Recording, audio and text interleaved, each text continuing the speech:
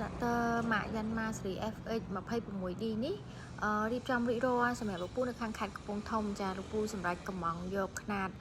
26សេម៉ាកយ៉ាន់ម៉ានេះយកទៅប្រើដោយសារមួយគ្រឿងនេះគឺដំណើរការដោយ4ម៉ាស៊ីនប៉ុង2ហើយនឹងបូមចង្កូត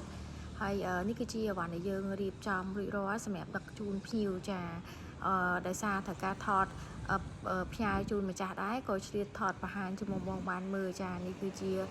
ត្រាក់ទ័រដែលយើងយកទៅប្រើប្រាស់ជាលក្ខណៈគ្រួសារចាຂະຫນាត20សេសជាងចាប៉ុណ្ណេះគឺមកល្មមប្រើចានេះគឺយើងរៀបចំរួចរាល់កៅអីអីគឺថាមក complete តែម្ដងបងយកទៅ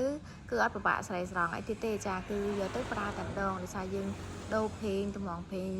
អគុយថ្មីអីគឺមក complete ហើយលោកពូគឺគាត់យកតែពីរមុខទេចាគឺយកផាបជួយជាមួយនឹងគប់វាយដីផាបជួយនៅខាងក្រោយចាអត់បានថតទេហើយជាជាងក្រុមការងារគាត់តែងគប់ហើយអញ្ចឹងហើយក៏មកថតបង្ហាញជូនបងបានមើលចាសម្រាប់គប់ជាមួយត្រាក់ទ័រប៉ុណ្ណេះគឺថាមកល្មមយើងប្រើប្រាស់ជាលក្ខណៈគ្រួសារចាយើងអត់ចង់ជួលគេចារងចាំយូរអី